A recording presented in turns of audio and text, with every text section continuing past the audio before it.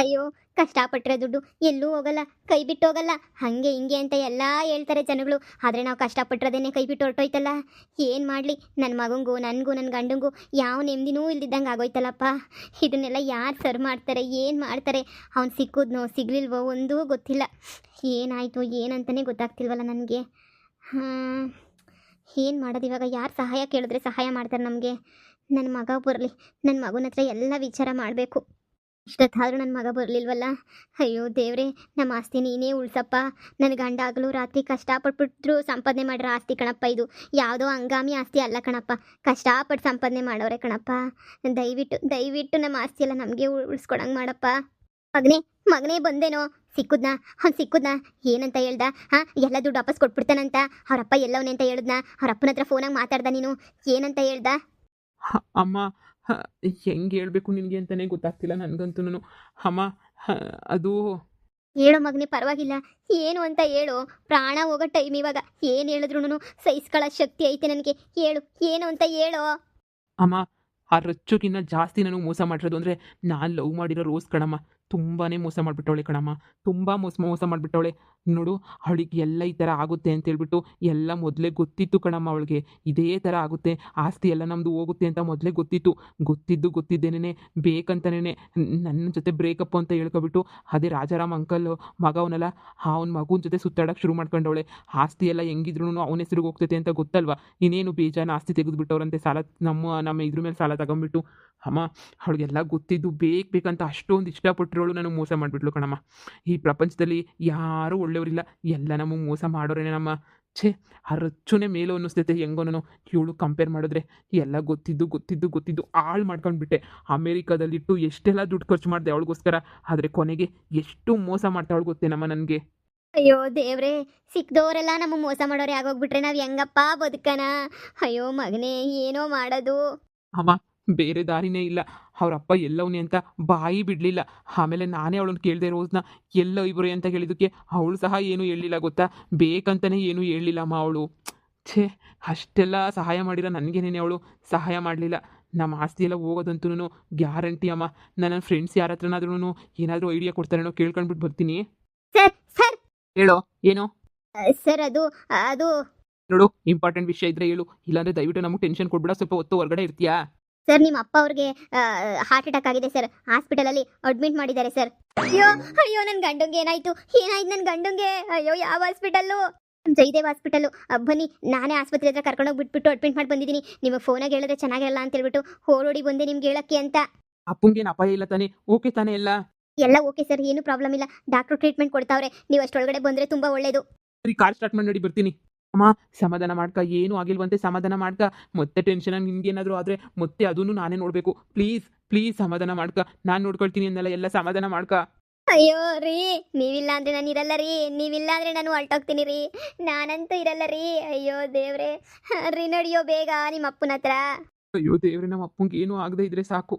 ಅಯ್ಯೋ ರೀ, ಏನ್ರಿ ಆಯ್ತು ನಿಮಗೆ? ಚೆನ್ನಾಗಿದ್ದೀರಾ ತಾನೇ ನೀವು? ನಿಮ್ಗೆ ಇವಾಗ ಏನು ತೊಂದರೆ ಇಲ್ಲ ತಾನೇ? ಅಯ್ಯೋ, ಡಾಕ್ಟ್ರ್ ಏನು ಹೇಳಿದ್ರು? ಅಮ್ಮ, ಏನು ತೊಂದರೆ ಇಲ್ವಂತೆ, ಸುಮ್ಮನಿರು. ನಾನು ಡಾಕ್ಟರ್ ಹತ್ರ ಮಾತಾಡ್ಕೊಂಡೇ ಬರ್ತಾ ಇದ್ದೀನಿ. ಅಪ್ಪ, ನೀವು ಚಿಕ್ಕ ವಿಚಾರಕ್ಕೂ ಯಾಕೆ ಟೆನ್ಷನ್ ತಗೊಳಕ್ಕೆ ಹೋಗ್ತೀರಾ? ಹೋದ್ರೆ ಆಸ್ತಿ ಹೋಯ್ತು, ಅದು ಬಿಟ್ಟು ಸುಮ್ಮನೆ ನೀವು ಹಾರ್ಟ್ ಅಟ್ಯಾಕ್ ಥರ ತಗೊಂಡು ನಿಮ್ಗೇನಾದರೂ ಆದರೆ ಆಸ್ತಿ ಬೇಕಾದರೆ ಸಂಪಾದನೆ ಮಾಡ್ಕೋಬೋದು, ಇಲ್ಲ ವಾಪಸ್ ತಗೋಬೋದು. ಆದರೆ ನಿಮ್ಗೇನಾದರೂ ಹೆಚ್ಚು ಕಡಿಮೆ ಆದರೆ ಯಾರು ನೋಡ್ಕೊಳ್ತಾರೆ ಹೇಳಿ? ನಮಗೆಲ್ಲ ಯಾರು ದಿಕ್ಕು? ಅಪ್ಪ, ನೀನೇನು ತಲೆ ಕೆಡ್ಸ್ಕೊಳಕ್ಕೆ ಹೋಗ್ಬೇಡ. ನಾನು ಇದೀನಲ್ಲ, ನಾನು ದುಡ್ದು ಎಲ್ಲ ಚೆನ್ನಾಗಿ ನೋಡ್ಕೊಳ್ತೀನಿ. ನೀವೇನು ಯೋಚನೆ ಮಾಡೋಕ್ಕೆ ಹೋಗ್ಬೇಡಿ.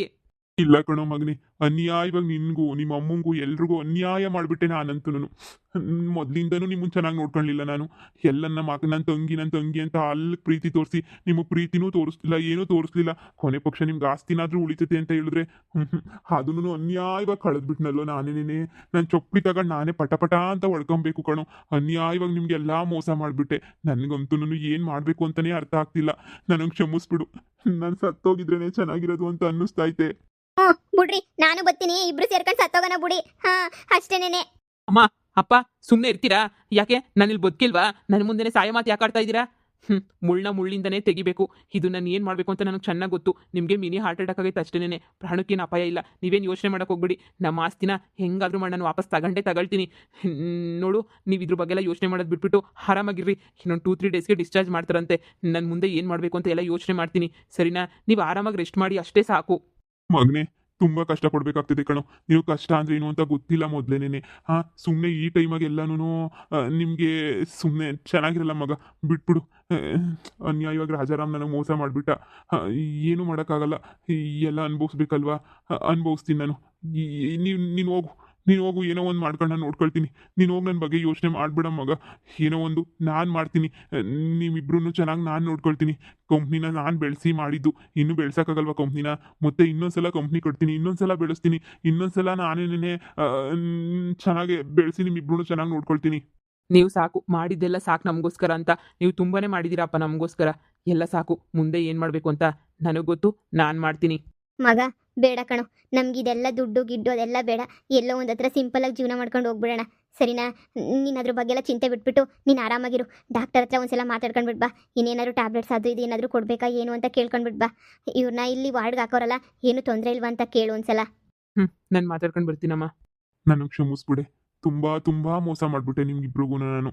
ಏನೂ ಇಲ್ಲ ರೀ, ಅಂಥದ್ದು ಏನೂ ಇಲ್ಲ. ನೀವು ಸುಮ್ಮನೆ ಇರಿ. ನೀವು ಯಾಕೆ ಈ ಥರ ಎಲ್ಲ ಮಾತಾಡ್ತೀರಾ? ಏನೂ ಮೋಸ ಆಗಿಲ್ಲ ಇವಾಗ ನಮಗೆ. ನಾವು ಚೆನ್ನಾಗೇ ಇರ್ತೀವಿ. ಆಸ್ತಿ ಇಲ್ಲ ಅಂದರೂ ಪರವಾಗಿಲ್ಲ, ನೀವು ಇರ್ತಿರಲ್ಲ ಜೊತೆಗೆ, ನಮ್ಗೆ ಅಷ್ಟೇ ಸಾಕು. ನಾವು ಚೆನ್ನಾಗೇ ಇರೋಣ ಬಿಡಿ.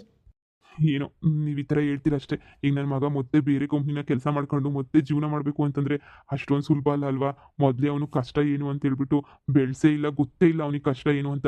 ಇವಾಗ ಯಾವುದೋ ಒಂದು ಕಂಪ್ನಿನಾಗೆ ದುಡ್ಕೊಂಡು ಮಾಡ್ಕೊಂಡು ಜೀವನ ಮಾಡಬೇಕು ಅಂತ ಹೇಳಿದ್ರೆ ಅದೆಲ್ಲ ಆಗದಿರೋ ಕೆಲಸ. ಮೋಸ ಅನ್ನೋದಂತೂ ನನ್ನ ಮಗನ ಕಲಿಸೇ ಇಲ್ಲ.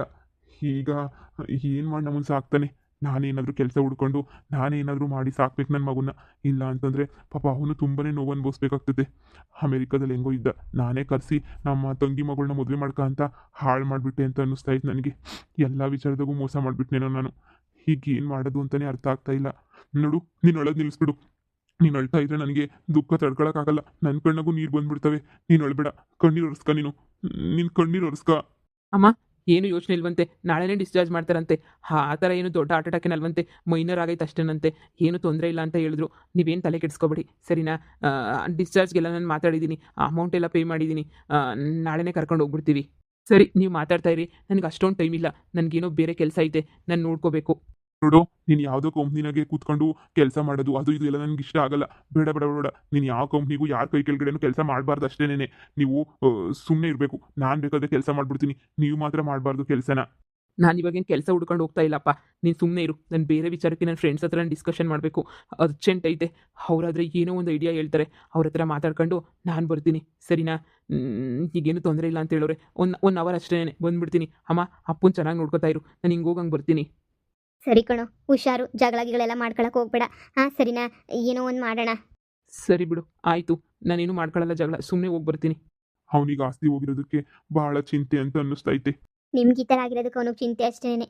ಆಸ್ತಿ ಹೋದರೆ ಮತ್ತೆ ಸಂಪಾದನೆ ಮಾಡ್ಕೋಬೋದು ಅಂತ ಯಾವಾಗೂ ಹೇಳ್ತಾ ಇರ್ತಾನೆ ಅವನು.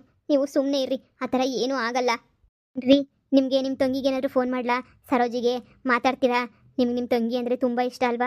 ಒಂದ್ಸಲ ಫೋನ್ ಮಾಡಿ ಮಾತಾಡ್ಸಿದ್ರೆ ನಿಮಗೂ ಸ್ವಲ್ಪ ಸಮಾಧಾನ ಆಗ್ತೈತೆ. ನನಗೆ ಯಾವ ಬೇಜಾರು ಇಲ್ಲ ರೀ ನೀವು ಮಾತಾಡೋದ್ರಿಂದ. ನಿಮಗೆ ಫೋನ್ ಮಾಡಿ ಕೊಡ್ಲಾ? ಮಾತಾಡ್ತೀರಾ ಹೇಳಿ? ಬೇಡ, ಸುಮ್ಮನಿರು. ನಾನು ಮಾತಾಡಲ್ಲ. ನನಗೆ ಯಾಕೋ ಮನ್ಸಿಗೆ ಸರಿ ಇಲ್ಲ. ನನಗೆ ಯಾರ ಹತ್ರನೂ ಮಾತಾಡಬೇಕು ಅಂತ ಅನ್ನಿಸ್ತಾ ಇಲ್ಲ. ಸುಮ್ಮನೆ ಸ್ವಲ್ಪ ಹೊತ್ತು ಮಲ್ಕೋಬೇಕು ಅಂತ ಅನ್ನಿಸ್ತೈತೆ. ನೆಮ್ಮದಿಯಾಗಿ ಮಲ್ಕೊಂಬಿಡ್ತೀನಿ ಸ್ವಲ್ಪ ಹೊತ್ತು. ಅವರು ಇವ್ರ ಹತ್ರ ಮಾತಾಡಿದ್ರೆ ಸುಮ್ಮನೆ ತಲೆನೋವು, ಟೆನ್ಷನ್ನು ಜಾಸ್ತಿ. ಯಾಕೆ ಸುಮ್ಮನೆ? ನನಗೆ ಏನು ಬೇಡ, ನಾನು ಮಲ್ಕೊತೀನಿ. ನೀನು ಈಚೆ ಕಡೆ ಹೋಗು, ಸ್ವಲ್ಪ ಹೊತ್ತು ಮಲ್ಕೊತೀನಿ. ಸರಿ, ನೀವು ಮಲ್ಕೊಳ್ಳಿ, ನಾನೇನು ಡಿಸ್ಟರ್ಬ್ ಮಾಡಲ್ಲ. ಇಲ್ಲೆಲ್ಲಾದರೂ ಚೇರ್ ಮೇಲೆ ಕೂತ್ಕೊಂಡಿರ್ತೀನಿ. ಆ ರಾಜಾರಾಮ್ ನನಗೆ ಅದು ಹೆಂಗೆ ಮೋಸ ಮಾಡೋಕ್ಕೆ ಸಾಧ್ಯ? ಮೊದಲೇ ಪ್ಲಾನ್ ಮಾಡಿ ಮೋಸ ಮಾಡವನೆ ಅಂತ ಹೇಳಿದ್ರೆ ಅವ್ನು ನನ್ನ ಮೇಲೆ ಎಷ್ಟು ದ್ವೇಷ ಗಿಷ ಮಾಡಿಕೊಂಡು ಎಷ್ಟು ದಿನದಿಂದ ಕಾಯ್ಕೊಂಡಿದ್ದ ನನಗೆ ಮೋಸ ಮಾಡಬೇಕು ಅಂತ. ನನ್ನ ಮಗ. ಇನ್ನೂ ಏನು ಮಾಡಬೇಕು ಅಂತ ನಂಗೆ ಅರ್ಥನೇ ಆಗ್ತಾ ಇಲ್ಲ. ಟೈಮ್ ಬರ್ತೈತೆ, ಸರಿಯಾಗಿ ಮಾಡ್ತೀನಿ.